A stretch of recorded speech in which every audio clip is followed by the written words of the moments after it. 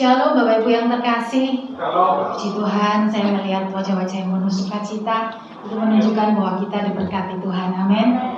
Mari kita mulai ibadah kita mau berdoa. Bapa, hati kami penuh dengan ucapan syukur Tuhan, karena Engkau Allah yang terlalu baik buat setiap kami. Terima kasih Bapa buat kasih setiamu, kebaikanmu, penyertaanmu Tuhan sepanjang minggu ini. Engkau pelihara setiap kami, Engkau jagai setiap kami ya Bapa. Karena itu kami mau naikkan syukur kami di hadapan-Mu Tuhan sore hari ini. Kami mau berikan yang terbaik bagi Engkau malam hari ini Tuhan. Segala pujian kami, penyembahan kami biarlah hanya untuk menyenangkan hati-Mu Tuhan. Dan kami percaya ketika Engkau hadir, Engkau akan memberkati setiap kami. Yang lemah dikuatkan, yang susah dihiburkan, yang sakit disembuhkan. Dan kami percaya kami pulang tidak seperti kami datang. Kami pulang membawa kemenangan sukacita yang luar biasa yang daripada Tuhan. Terima kasih Bapa, terima kasih. Segala pujian, hormat, kemuliaan kami mau naikkan hanya bagi Engkau. Terima kasih Bapa, hanya di dalam nama Tuhan Yesus Kristus. Yang percaya katakan sama-sama, amin. Haleluya. Mari siapkan hati untuk kita boleh menyembah Tuhan. Engkau yang terindah, Engkau yang termanis dalam hidup kami Tuhan. Hanya Engkau yang layak untuk menerima segala pujian, hormat, syukur kami Yesus. Kau yang terindah di dalam hidup ini, tiada Allah Tuhan yang seperti Engkau, besar perkasa, penuh kemuliaan.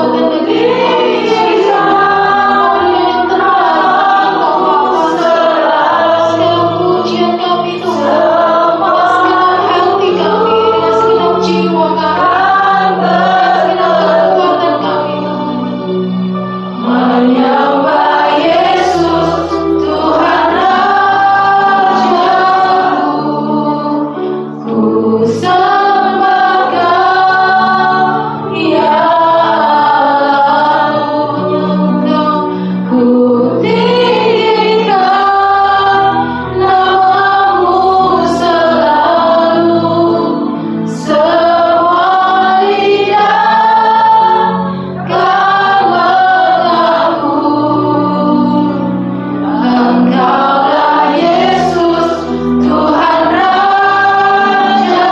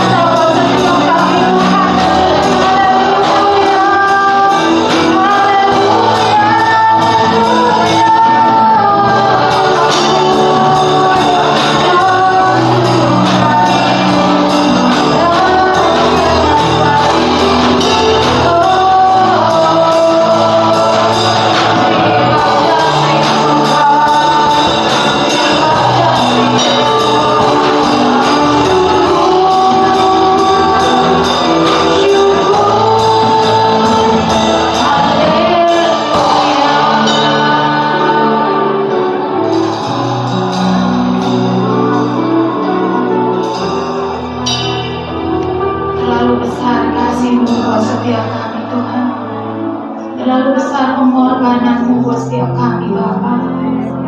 Engkau mati buat setiap kami, bukan karena kami pandai Tuhan, bukan karena kami kaya Bapa, tapi karena Engkau mengasihi setiap kami Tuhan. Engkau berikan kasih-Mu itu tanpa syarat buat setiap kami Bapa. Ajar kami untuk bersyukur dan menghargai setiap pengorbanan-Mu di kayu salib Yesus. Terima kasih Bapa, terima kasih.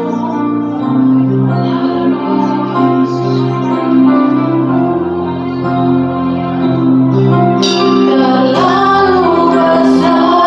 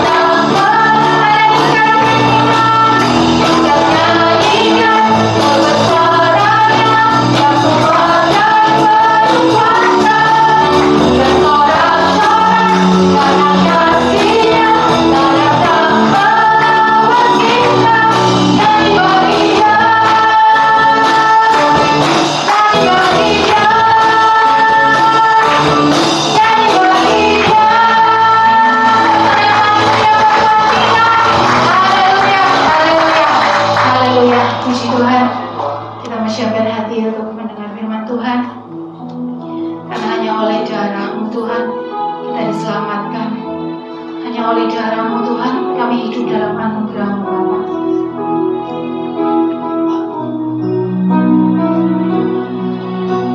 Tiada satu sanggup menyelamatkan selain Dia, pemberi kehidupan.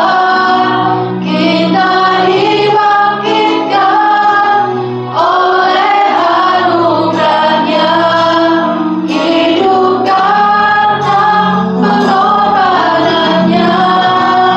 Saat kita tinggal dalam dosa, saat kita tinggal dalam dosa, terbuang dari hadapan Allah, Yesus telah datang mati ganti kita. Semua dilakukan karena kasih-Nya, hanya oleh darah domba, hanya oleh darah domba. Kita hidup dalam anugerah-Nya, hanya oleh darah domba, hanya oleh darah domba, hanya oleh darah domba.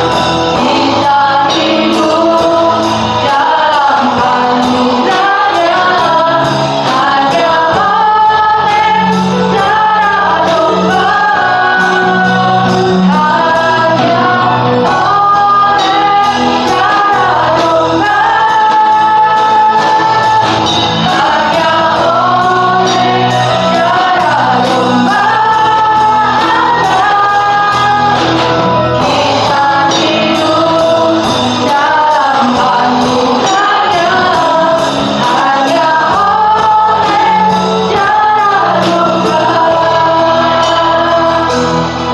Biarlah jemaat yang menyanyikan pujian ini katakan tiada satu sanggup menyelamatkan. Amin. Selain Dia, pemberi kehidupan, kita dibangkitkan oleh anugerah-Nya, hidup karena pengorbanannya. Saat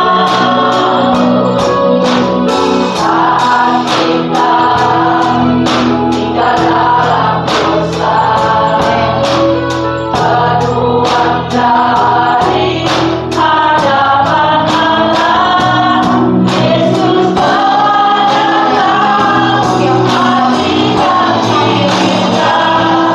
Semua dilakukan, kita hidup dalam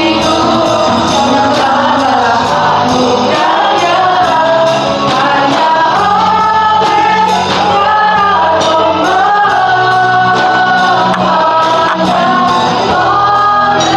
darah domba, kita hidup dalam anugerah-Nya,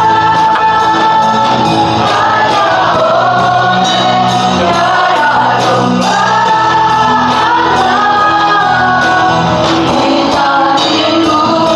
anugerah-Nya, hanya oleh darah domba. Kita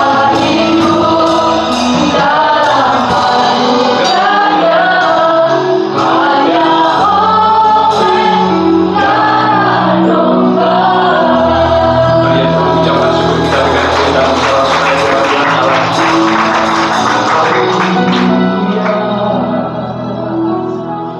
Sungguh benar Tuhan, Engkaulah yang menyelamatkan kami.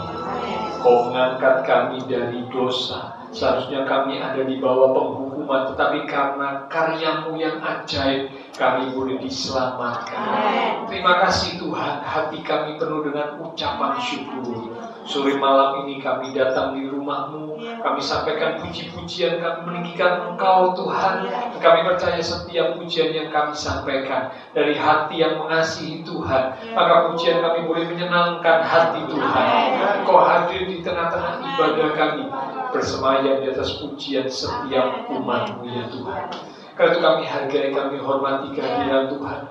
Kami buka hati kami lebih lagi. Kami ambil sikap seperti Maria dulu, diam di bawah kaki Tuhan, menerima firman kebenaran. Mari urapi setiap kami ya Roh Kudus. Biarlah dengan hati yang lembut, dengan hati yang terbuka, kami boleh menerima benih kebenaran firman Tuhan.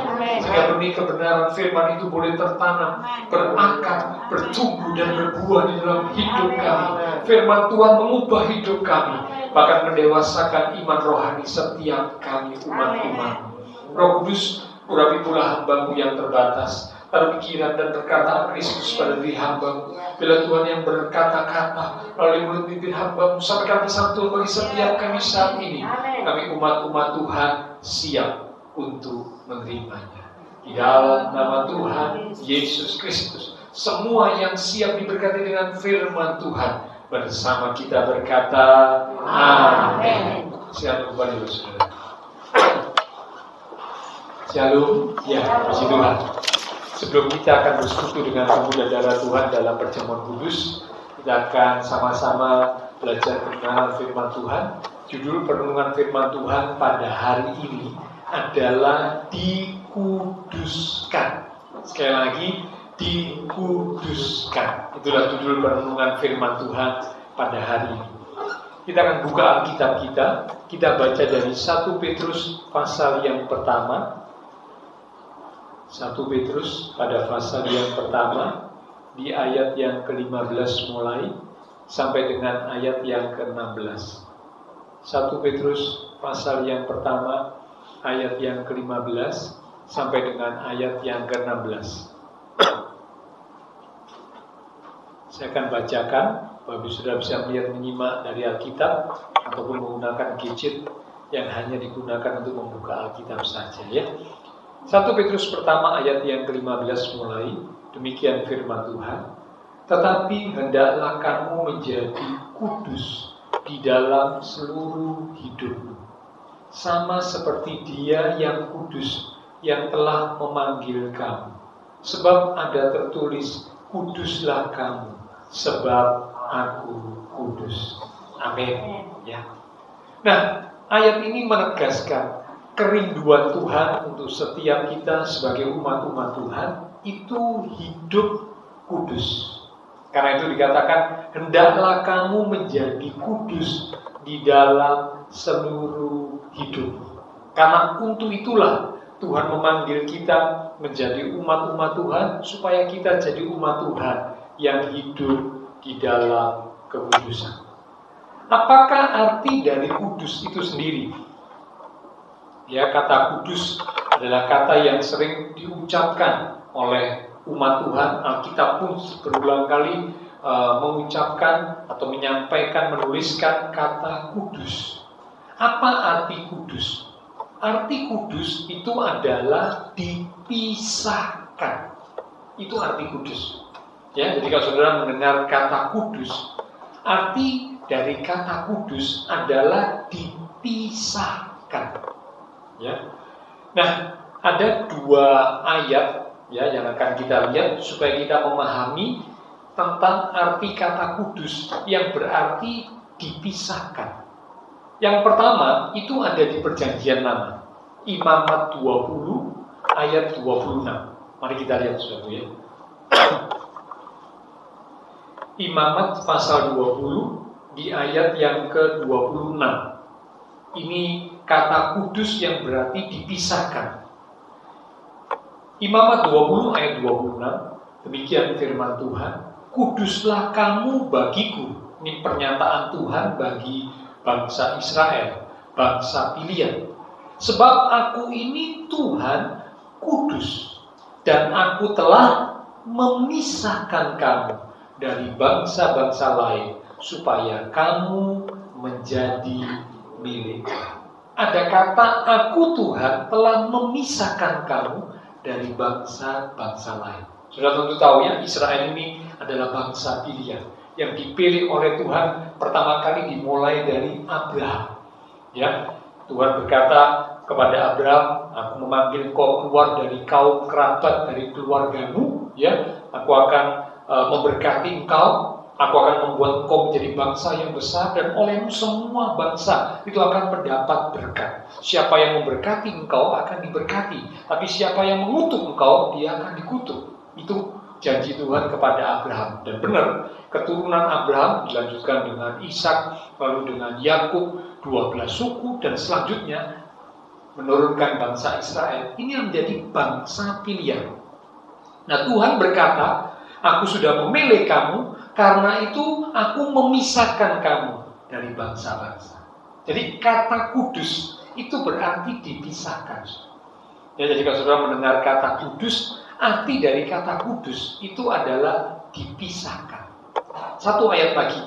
Kalau kita sudah lihat di perjanjian lama, sekarang kita lihat di perjanjian baru. Arti kata kudus yaitu dipisahkan. 2 Korintus 6 ayat 17 sampai 18. 2 Korintus pasal 6 di ayat yang ke-17 sampai 18. Demikian firman Tuhan. Sebab itu keluarlah kamu dari antara mereka. Mereka di sini adalah orang-orang yang hidup dengan cara yang tidak benar, hidup dengan cara keduniaan, hidup di dalam kegelapan. Itu kata mereka ya. Tuhan berkata, keluarlah kamu dari antara mereka dan pisahkanlah dirimu dari mereka. Firman Tuhan. Dan janganlah menjamah apa yang najis, maka aku akan menerima kamu, dan aku akan menjadi bapamu, dan kamu akan menjadi anak-anakku laki-laki dan anak-anakku perempuan. Demikianlah firman Tuhan yang Maha Kuasa. Sekali lagi diulang kata, pisahkanlah dirimu dari mereka. Ya, mereka sini kalau sudah baca ayat-ayat di atasnya ini, mereka yang hidup dalam kegelapan. Mereka yang hidup dalam cara-cara yang Tuhan tidak berkenan. Tuhan bilang, pisahkan dirimu. Ini bicara tentang kudus. Ya, jadi kata kudus itu berarti dipisahkan. Nah, mungkin Bapak Ibu Saudara bertanya, Pak, kalau kita sebagai umat Tuhan, ya, dikatakan Tuhan menginginkan kita hidup kudus. Nah, padahal kudus itu berarti dipisahkan. Bagaimana mungkin, Pak? Kita masih hidup di dunia, kita masih tinggal di lingkungan masyarakat.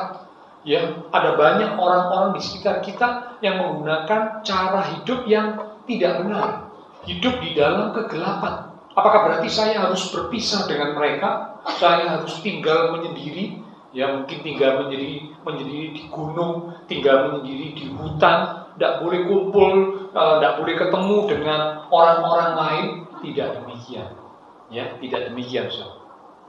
Arti kata dipisahkan di sini punya arti meskipun kita tinggal di dunia, tinggal di sebuah lingkungan, ya, orang-orang yang belum mengenal Tuhan, belum percaya, hidup di dalam kegelapan. Tetapi biarlah cara hidup kita itu beda. Sekali lagi, cara hidup kita beda, tidak sama. Itu berarti kita sudah terpisah. Cara hidup mereka mungkin mengikuti apa yang mereka suka, apa yang manusia daging ini inginkan, tapi cara hidup kita enggak mengikuti apa yang Tuhan mau, mengikuti apa yang Tuhan sampaikan. Ini berarti sudah ada perpisahan.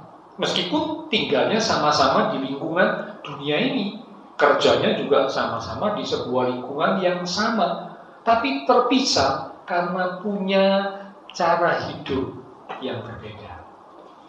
Ya, jadi arti kata dipisahkan, karena Tuhan kan ingin kita kudus.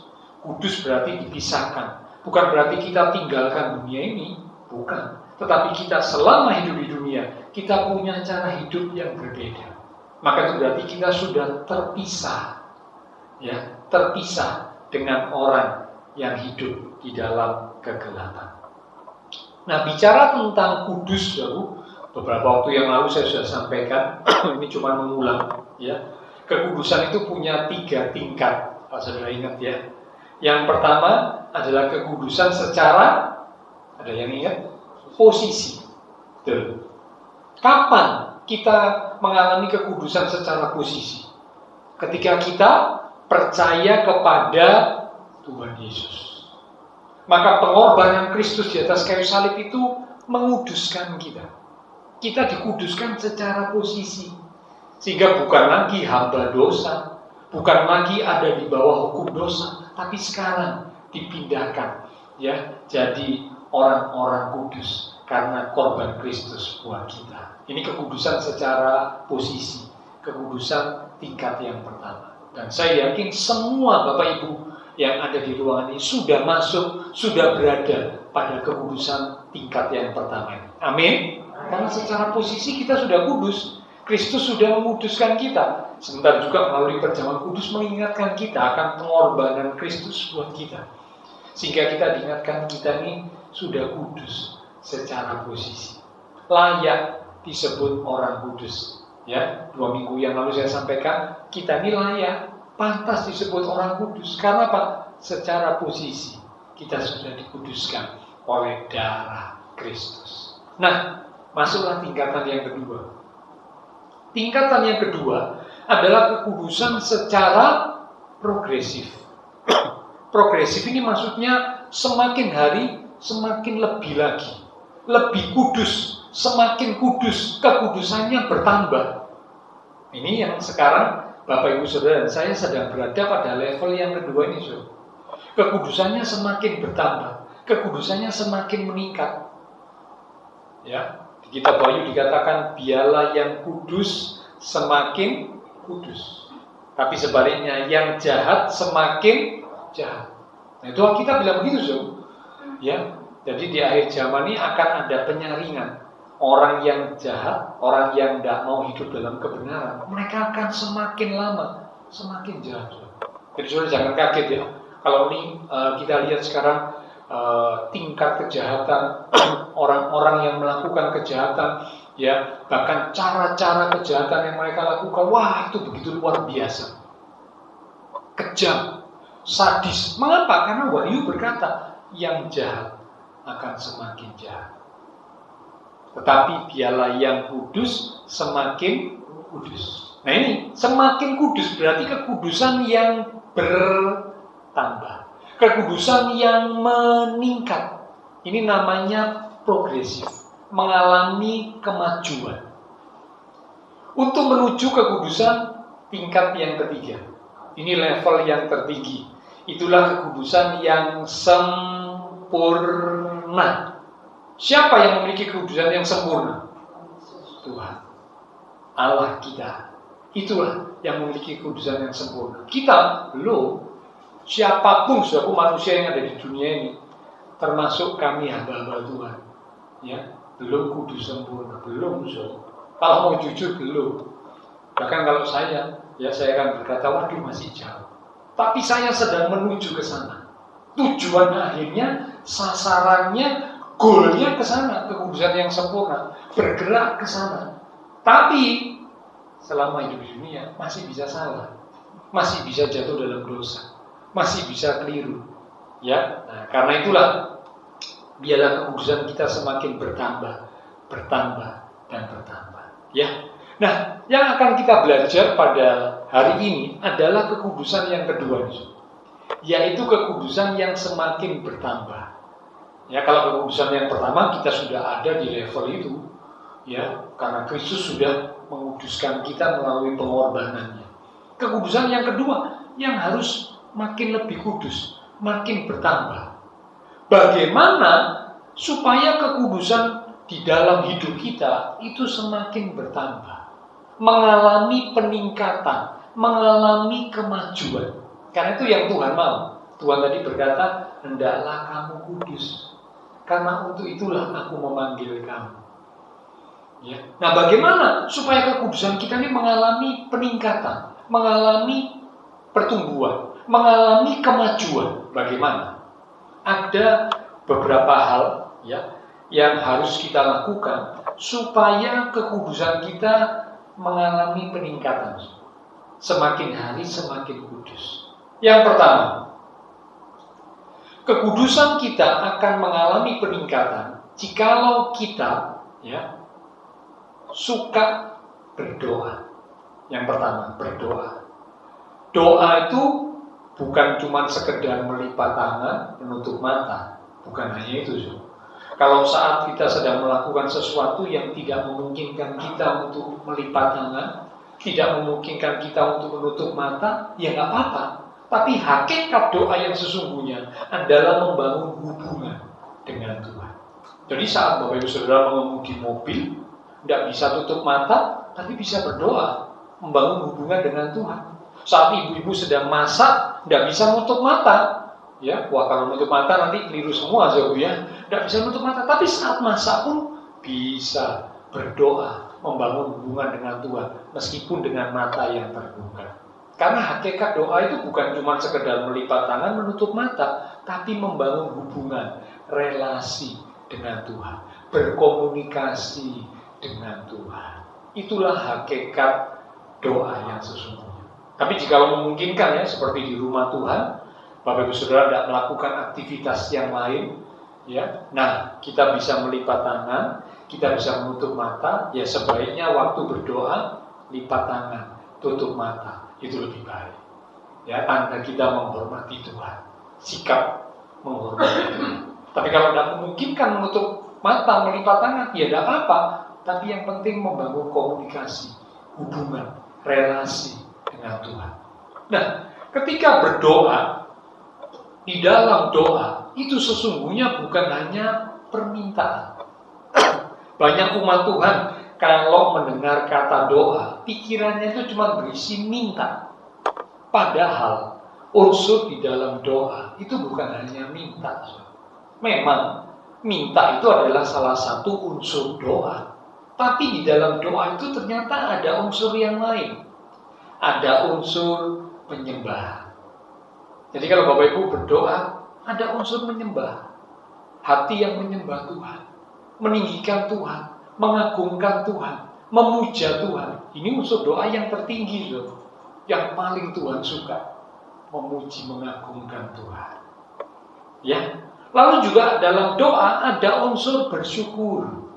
Terima kasih Tuhan untuk kebaikan-Mu, untuk berkat-Mu, untuk anugerah-Mu, dan segala hal yang sudah Tuhan kerjakan dalam hidupku. Terima kasih Tuhan, Engkau sungguh baik. Nah, ini ucapan syukur. Ini unsur doa juga, Lalu ada juga unsur doa mengaku dosa.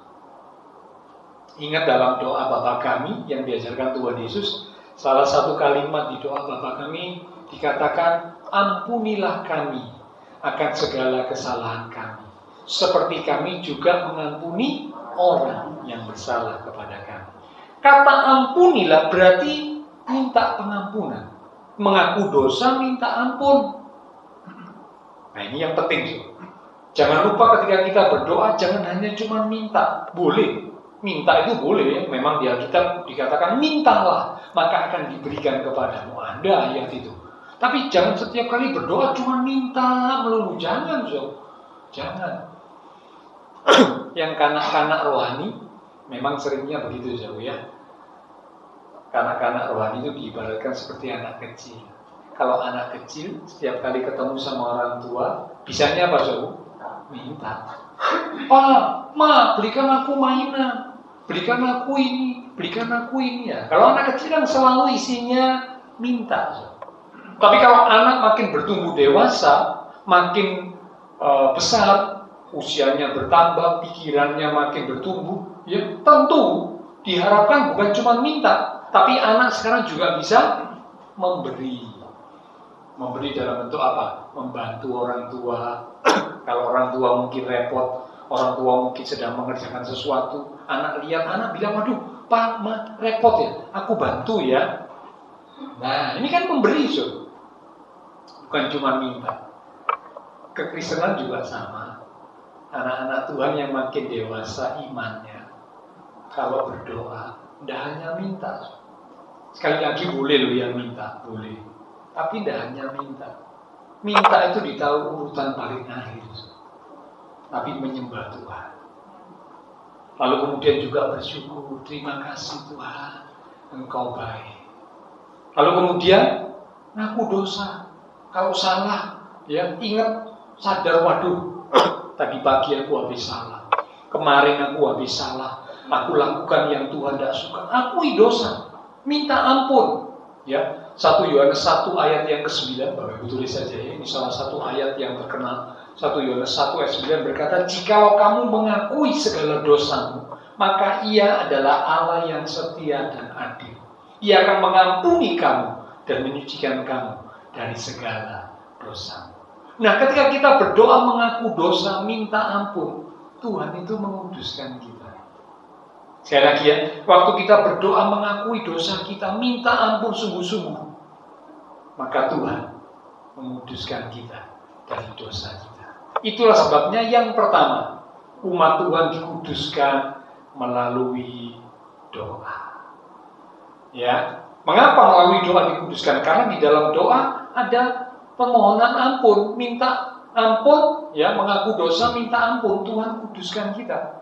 Karena kita masih bisa salah loh ya. Sekali lagi, semua orang kalau mau jujur bisa salah loh. Semua. Tidak ada orang yang tidak pernah salah, tidak ada. Nah, ketika sadar salah langsung akui dosa, minta ampun. Di dalam doa kita minta ampun, Tuhan menguduskan kita. Ya. Jadi yang pertama, umat Tuhan akan semakin kudus ketika umat Tuhan itu suka berdoa, membangun hubungan dengan Tuhan, berkomunikasi, salah satunya mengakui dosa dan minta ampun. Tuhan kuduskan kita. Ya, yang kedua sekarang, selain doa, umat Tuhan akan dikuduskan melalui firman Tuhan. Firman Tuhan. 2 Timotius pasal yang ketiga, kita lihat 2 Timotius pasal yang ketiga. Di ayat yang ke-16. 2 Timotius 3 ayat 16. Segala tulisan yang diilhamkan Allah, ini maksudnya firman Tuhan, perkataan Tuhan, itulah tulisan yang diilhamkan Allah, memang bermanfaat. Ada manfaat, ada kegunaan yang luar biasa. Apakah manfaat firman Tuhan? Untuk mengajar, untuk menyatakan kesalahan, untuk memperbaiki kelakuan, dan untuk mendidik orang dalam kebenaran. Ya. Manfaat firman Tuhan dikatakan mengajar, menyatakan kesalahan, memperbaiki kelakuan, dan mendidik orang dalam kebenaran. Jadi karena itu kalau umat Tuhan terima firman yang menegur, jangan marah.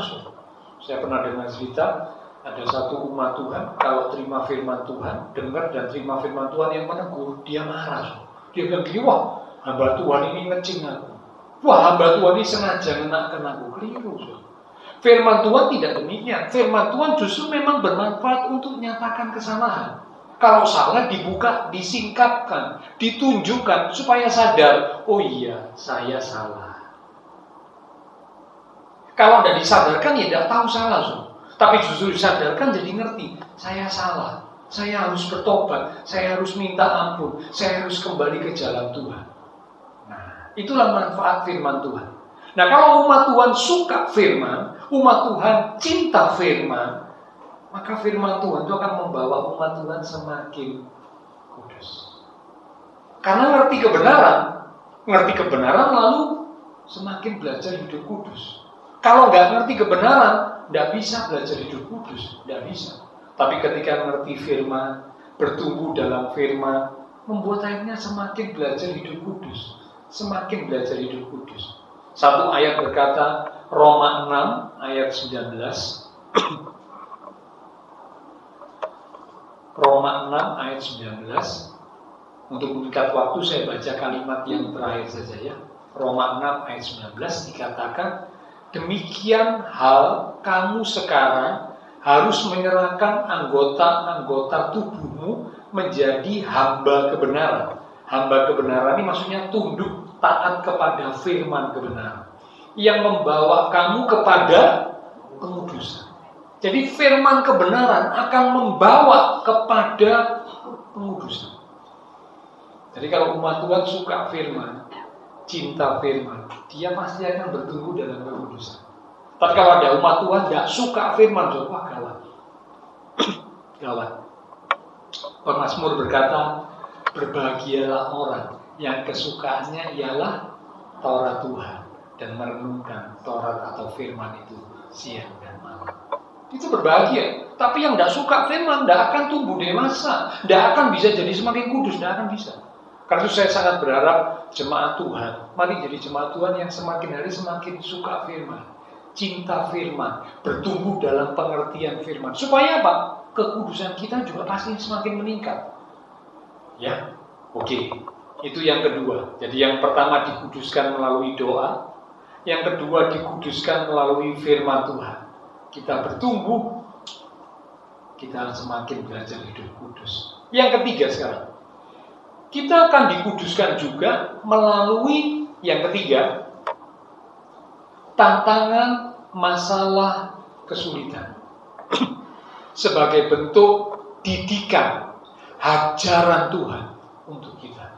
Mari kita lihat ya, Ibrani 12 di ayat yang ke-10. Ibrani 12 di ayat yang ke-10. Sebab mereka di sini adalah para orang tua, mendidik kita, mendidik anak-anaknya dalam waktu yang pendek sesuai dengan apa yang mereka anggap baik. Karena orang tua kan terbatas juga, ya. Tetapi Dia, Tuhan, menghajar kita untuk kebaikan kita, supaya kita beroleh bagian dalam kekudusannya. Dihajar untuk kebaikan. Ada kalanya Tuhan hajar kita melalui banyak hal. Tantangan, masalah, kesulitan, kesengsaraan, dan sebagainya. Kadang Tuhan izinkan, itu hajaran itu datang. Supaya apa? Kita ini dididik. Alkitab berkata dengan tujuan beroleh bagian dalam kekudusan. Ya, kalau umat Tuhan yang ngerti ayat ini, waktu diizinkan oleh Tuhan mengalami sesuatu yang tidak enak, tidak marah, tidak kecewa, tidak protes sama Tuhan, tidak, tapi koreksi. Wah, ini ada sesuatu yang keliru ya. Tuhan didik aku melalui pukulan, hajaran seperti ini, ada sesuatu yang salah. Tapi maksud Tuhan dikatakan supaya beroleh bagian dalam kekudusan. Artinya bertumbuh semakin kudus, semakin dikuduskan. Ya, jadi jangan kecewa, jangan marah, tapi yakini diizinkan Tuhan kesulitan, masalah, didikan, hajaran untuk membuat kita semakin bertumbuh dalam kekudusan. Ya, itu yang ketiga. Oke, sekarang kita masuk yang keempat.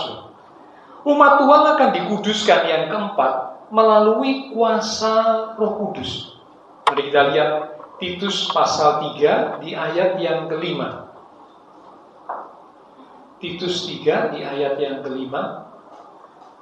Pada waktu itu Dia, Tuhan Allah, telah menyelamatkan kita, bukan karena perbuatan baik yang telah kita lakukan, tetapi karena rahmat-Nya, anugerah-Nya, oleh permandian kelahiran kembali dan oleh pembaharuan yang dikerjakan oleh Roh Kudus. Penekanan yang terakhir, pembaharuan yang dikerjakan oleh Roh Kudus. Jadi kalau Bapak Ibu Saudara saya mengizinkan Roh Kudus itu berkarya dalam hidup kita, ya, Roh Kudus itu akan membaharui kita, membawa kita semakin kudus. Namanya saja sudah Roh Kudus. Maka Roh Kudus itu kalau beracara dalam hidup kita ya, menghibur kita, mengingatkan kita, membimbing menuntun kita. Roh Kudus akan membawa kita semakin kudus. Tapi kalau umat Tuhan tidak mau dipimpin dituntun Roh Kudus, berjalan semau sendiri, ya, menurut keinginan sendiri, tidak akan bisa semakin kudus. Tapi ketika mengizinkan Roh Kudus beracara dalam kehidupan umat Tuhan, maka umat Tuhan itu akan dibawa semakin hari, semakin dikuduskan, semakin dikuduskan. Ya, oke. Nah sekarang yang kelima, yang terakhir. Jadi yang pertama dikuduskan melalui doa. Saat minta ampun sungguh-sungguh mengaku dosa. dikuduskan. Kekudusannya bertumbuh, bertambah. Yang kedua, melalui firman Tuhan. Firman Tuhan mengajar, firman Tuhan menegur, firman Tuhan mendewasakan. Nah, ini membawa kekudusan makin bertambah. Yang ketiga, melalui penderitaan, tantangan, kesulitan yang Tuhan izinkan terjadi dalam hidup kita sebagai bagian dari didikan, hajaran, pukulan Tuhan. Bukan karena Tuhan benci, bukan loh. Tapi justru karena Tuhan cinta. Supaya apa? Kita beroleh bagian dalam kekudusan. Kekudusannya makin bertumbuh melalui kesulitan. Ya, yang kelima sekarang. Yang keempat, ya, kuasa Roh Kudus. Ketika Roh Kudus menguasai, membimbing, menuntun langkah hidup umat Tuhan, maka kuasa Roh Kudus membawa umat Tuhan semakin kudus, bertumbuh dalam kekudusan. Yang kelima sekarang, yang terakhir, umat Tuhan akan dikuduskan yang kelima melalui pelayanan. Pelayanan. Mari kita buka di 2 Timotius pasal yang kedua, di ayat yang ke-21. Ini ayat-ayat yang hampir terakhir, saudara ya. 2 Timotius pasal 2 di ayat yang ke-21. Jika seorang menyucikan dirinya dari hal-hal yang jahat, ia akan menjadi perabot rumah untuk maksud yang mulia. Ini gambaran. Ya, kalau saudara baca ayat di atas, saudara akan mengerti perabot rumah untuk maksud yang mulia ini berarti alatnya Tuhan. Maksudnya begitu ya. Ia dikuduskan, dipandang layak untuk dipakai tuannya, dan disediakan untuk setiap pekerjaan yang mulia. Umat Tuhan yang mendapat kesempatan untuk melayani, maka ketika dia lakukan tugas pelayanan itu dengan sungguh, ya, maka dia akan dikuduskan di dalam pelayanan. Tapi kalau melakukan tugas pelayanan tidak dengan sungguh, tidak akan kudus, tidak akan dikuduskan. Tapi ketika melakukan tugas pelayanan dengan sungguh, maka akan semakin bertumbuh di dalam kekudusan. Nah, bicara pelayanan itu bukan hanya yang ada di mimbar. Memang yang ada di mimbar ini adalah orang-orang yang melayani juga. Tapi pelayanan itu bukan hanya di mimbar. Ya, pelayanan itu bisa jadi di tempat lingkungan kita masing-masing. Tuhan tempatkan kita di lingkungan kerja. Di lingkungan kerja itu Tuhan rindu supaya di pekerjaan kita boleh jadi berkat buat orang sekitar kita. Nah, itu berarti kita melayani di dunia kerja, di lingkungan kerja kita. Studi, di lingkungan studi, ya. Nah, kita saat mungkin mahasiswa yang sekolah, di lingkungan studi, kita bisa jadi berkat melayani. Dalam arti apa? Melalui hidup kita, ya, orang-orang di sekitar kita, teman-teman sekolah, itu boleh mendapat berkat, merasakan sesuatu yang beda. Wah, ini ternyata anak ini beda ya, punya sikap hidup, punya pandangan hidup, punya cara hidup yang berbeda. Oh iya, karena dia umat Tuhan, dikuduskan dalam pelayanan, semakin kudus, punya cara hidup, sikap hidup, pandangan yang berbeda dengan orang pada umumnya. Ini jadi berkat, so. Waduh, ternyata umat Tuhan itu memang beda ya. Nah, ini bicara tentang jadi berkat, ya. Melayani bukan hanya di mimbar, tetapi juga melayani di mana Tuhan tempatkan kita. Ya, di mana saja Tuhan tempatkan kita, sesuai dengan bidang kita masing-masing, kita bisa melayani, memuliakan Tuhan melalui kehidupan kita. Nah, ketika kita lakukan itu dengan sungguh-sungguh, maka kita ini akan semakin bertumbuh dalam kekudusan. Tanpa kita sadari, semakin kita lakukan sungguh-sungguh dalam pelayanan, sekali lagi bukan cuma yang di mimbar ya, yang di mimbar juga tentunya ya, tapi di dunia kerja, di dunia studi, di mana kita berada, kita lakukan tugas pelayanan sesuai bidang kita, kita lakukan dengan sungguh-sungguh, maka kita akan bertumbuh di dalam kekudusan. Ya, jadi itulah 5 hal yang akan membawa Bapak, Ibu, Saudara dan saya bertumbuh dalam kekudusan. Karena kekudusan tingkat yang kedua, di mana kita sedang ada di level itu, kekudusan yang harus makin bertumbuh, kekudusan progresif, harus makin kudus. Ya, nah, supaya bisa makin kudus, yang pertama dikuduskan melalui doa. Yang kedua, dikuduskan melalui firman Tuhan. Yang ketiga, dikuduskan melalui pergumulan, penderitaan, kesulitan sebagai bentuk didikan ajaran Tuhan buat kita. Yang keempat, dikuduskan melalui kuasa Roh Kudus. Ketika Roh Kudus memimpin, menuntun langkah hidup kita dipulihkan, dibaharui, didewasakan, ya. Nah, maka kita akan semakin kudus. Dan yang kelima, yang terakhir, dikuduskan melalui pelayanan. Dipercaya Tuhan melayani, ayo kita belajar lakukan dengan sungguh-sungguh. Ya, bukan hanya di mimbar, di mana saja Tuhan tempatkan kita, dilakukan dengan sungguh. Ya, maka itu akan membawa kita bertumbuh dalam kekudusan. Ayat penutup terakhir kita baca di Roma pasal 6 ayat yang ke-22. Roma 6 ayat yang ke-22. Setelah ini pelayan Terjemahan Kudus bisa maju ke depan. Roma 6 ayat 22. Demikian firman Tuhan. Tetapi sekarang, setelah kamu dimerdekakan dari dosa, dan setelah kamu menjadi hamba Allah, saya stop dulu sampai situ ya, jangan ditutup. Jadi setelah Bapak Ibu Saudara saya dimerdekakan dari dosa oleh pengorbanan Kristus, tidak lagi di bawah kuasa dosa, kita sekarang menjadi hamba Allah. Jadi sebutan hamba Allah, hamba Tuhan itu bukan cuma untuk pendeta. Jadi kalau ada anak Tuhan berpikir, hamba Tuhan itu pendeta yang melayani di mimbar atau pembawa firman saja, salah. Sebutan hamba Tuhan, sebutan hamba Allah itu adalah sebutan untuk semua umat Tuhan yang sudah dimerdekakan dari dosa lalu menjadi hamba Allah, hamba Tuhan. Ya, jadi semua Bapak Ibu yang ada di ruangan ini boleh disebut hamba-hamba Tuhan. Semua, bukan hanya yang ada di mimbar, ya, semua yang ada di ruangan ini boleh disebut sebagai hamba-hamba Tuhan. Nah, kita yang menjadi hamba-hamba Tuhan, lanjut. Kamu beroleh buah yang membawa kamu kepada pengudusan.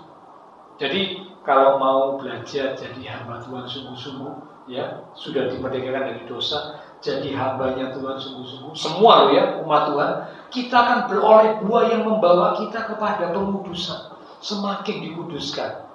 Dan sebagai kesudahannya ialah hidup yang kekal. Amin. Jadi kalau Bapak Ibu Saudara saya bertumbuh dalam kekudusan, semakin kudus, ujungnya, endingnya, akhirnya adalah hidup yang kekal. Bukankah itu yang kita tunggu, yang kita rindukan? Hidup di dunia ini cuma sementara. Ada teman dari anak saya, ini orang tuanya lagi jalan-jalan, ya, jalan-jalan pergi wisata gitu ya, rekreasi ya ke sebuah kota. Nah tiba-tiba lagi rekreasi, saya juga nggak tahu detailnya ya, cuma saya dengar beritanya tadi pagi lagi rekreasi di luar kota, di sana meninggal loh. Karena ini ya, kalau dipikir lagi rekreasi ya, lagi jalan-jalan, lagi refreshing di sebuah kota wisata ya, ternyata di sana meninggal. Ya usianya belum terlalu tua, 59 belum terlalu tua ya. Nah kalau sudah waktunya Tuhan panggil pulang, ya nggak ada yang tahu ya, siapa yang sangka, siapa yang tahu memang umur hidup orang nggak ada yang tahu. Ada yang diizinkan Tuhan sampai lanjut usia ya 80, 90, bahkan mungkin 100. Tapi ada yang di usia pertengahan, bahkan ada yang usianya masih relatif muda, atau bahkan mungkin masih anak-anak, sudah dipanggil pulang Tuhan. Dan ada yang tahu, hidup di dunia intinya hanyalah sementara. Ya, kalau kita hanya memperhatikan kehidupan di dunia ini saja, kita berkata kita adalah umat Tuhan yang mana? Karena sesungguhnya hidup yang lebih penting adalah hidup sesudah tinggalkan dunia ini. Kehidupan sesudah mati itu yang lebih penting. Nah, kalau kita belajar hidup kudus, semakin dikuduskan, nanti mati, setelah mati dikatakan ujungnya akhirnya mendapat hidup yang kekal. Itu yang dikatakan. Ya, jadi karena itu mari Bapak Ibu Saudara, saya mengajak sama-sama ya dengan saya, kita belajar untuk terus bertumbuh dalam kekudusan. Ya, memang belum kudus sempurna, belum, tapi secara posisi sudah kudus. Sekarang Tuhan mau kekudusan kita semakin bertumbuh melalui tadi hal-hal yang sudah kita belajar ya. Sehingga satu kali nanti kalau Tuhan panggil kita pulang, ujungnya akhirnya mau mendapatkan hidup yang kekal. Amin. Mari kita akan datang kepada Tuhan. Pelayan mimbar, pelayan Tolong Kudus, silakan maju ke depan. Lewat satu pujian kita katakan, Tuhan, aku rindu untuk menyenangkan hatimu. Karena Tuhan, bentuklah hidupku, bentuklah hatiku, supaya aku boleh menjadi bejana yang indah di hadapanmu. Tuhan, ku mau menyenangkanmu. Tuhan, bentuklah hati ini jadi bejana untuk hormat-Mu. Cemerlang bagai emas-Mu. Tuhan, ku serahkan hatiku. Tuhan, ku serahkan hatiku. Inilah hati kami, Tuhan. Semua ku berikan padamu. Mari kuduskan kami, supaya kami semakin bertambah, bertumbuh.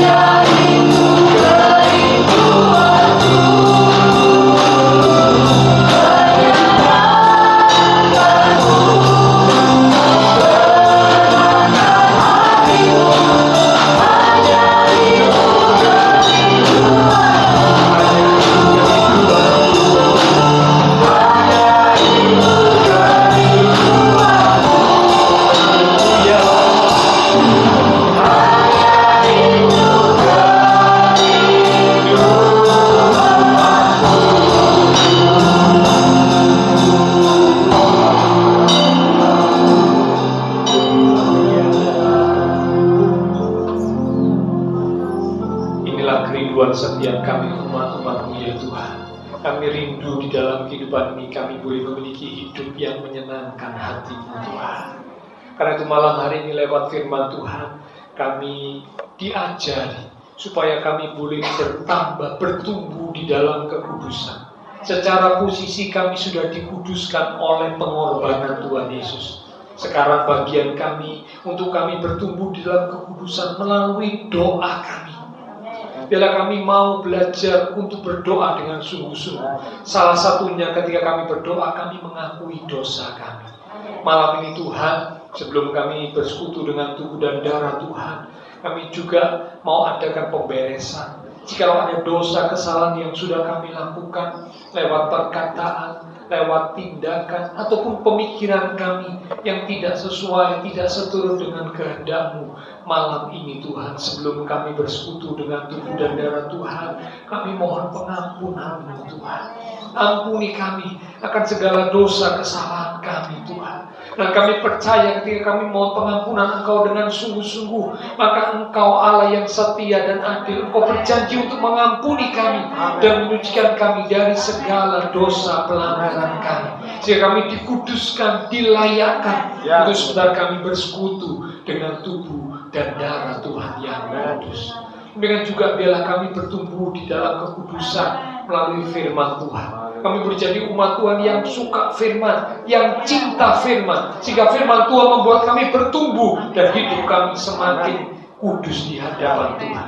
Demikian juga kami dikuduskan melalui masalah kesulitan yang Tuhan izinkan terjadi sebagai bagian dari didikan, sebagai bagian dari hajaran Tuhan, supaya kami boleh semakin bertumbuh di dalam kekudusan. Kami juga mengizinkan kuasa Roh Kudus untuk membarui hidup kami, mengubah hidup kami, membimbing menuntun langkah hidup kami, sehingga kami boleh semakin bertumbuh di dalam kekudusan. Demikian juga kami boleh bertumbuh di dalam pelayanan. Melalui pelayanan kami juga boleh semakin dikuduskan. Kalau Tuhan percaya untuk kami boleh melayani, entah melayani di rumah Tuhan, di pelayanan mimbar ataupun pelayanan yang lain, di dunia kerja, di dunia sekolah, di lingkungan masyarakat, dimanapun kami berada. Kalau Tuhan percayakan kami untuk kami boleh melayani, biarlah kami boleh lakukan itu dengan penuh kesungguhan, karena kami juga akan semakin dikuduskan melalui pelayanan yang kami lakukan dengan kesungguhan di hadapan Tuhan.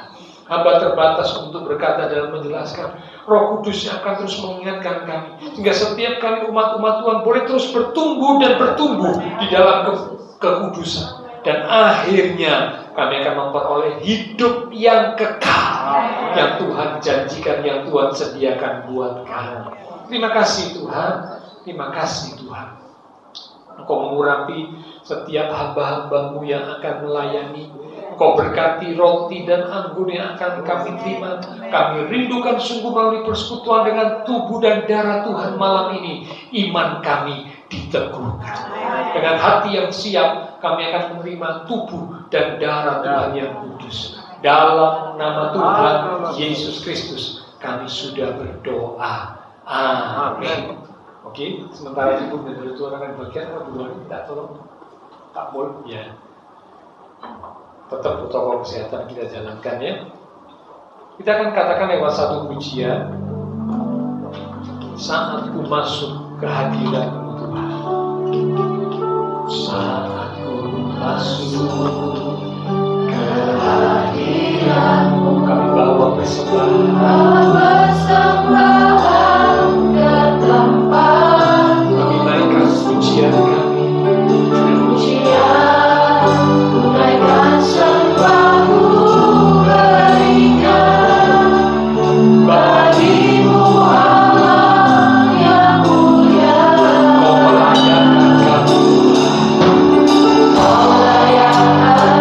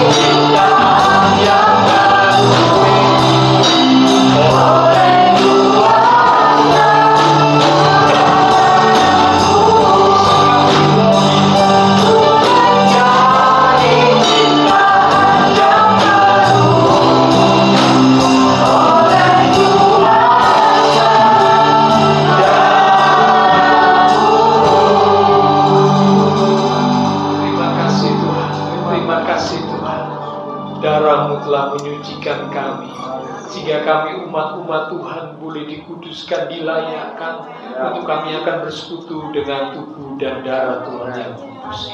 Sekarang dengan hati pikiran yang tertuju kepada korban Kristus di atas kayu salib, kami umat-umat Tuhan siap untuk bersekutu dengan tubuh dan darah Tuhan. Mari Bapak Ibu Saudara, kita angkat roti yang adalah tubuh Tuhan lebih tinggi dari kepala kita. Kita akan dengarkan firman Tuhan yang terambil dari 1 Korintus pasal yang ke-11 di ayat yang ke-23 mulai.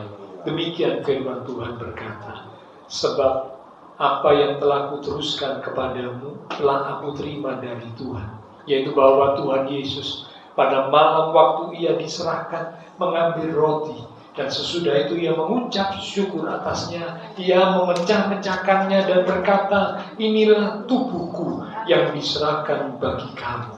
Perbuatlah ini menjadi peringatan akan aku. Saudara, roti yang telah dipecah-pecahkan, dan sebentar kita akan makan bersama-sama. Bukankah ini adalah persekutuan dengan tubuh Kristus? Amin. Mari kita akan makan bersama-sama, katakan dengan iman, dalam nama Tuhan Yesus Kristus. Haleluya.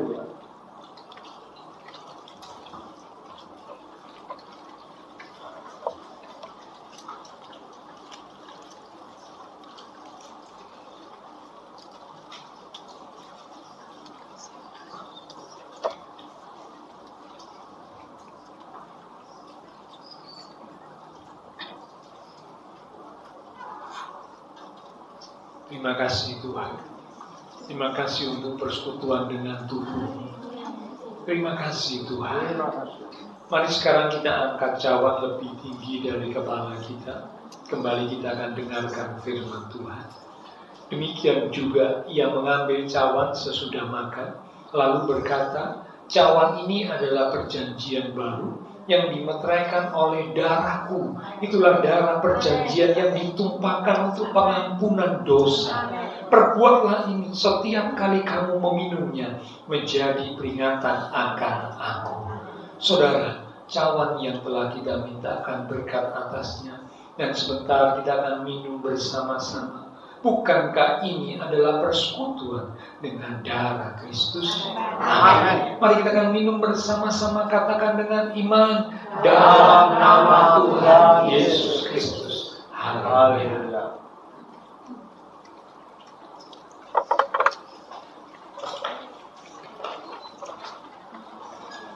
Mari kita naikkan syukur kita kepada Tuhan. Terima kasih Tuhan. Haleluya. Haleluya. Haleluya. Mari angkat hati dan suara. Katakan terima kasih Tuhan.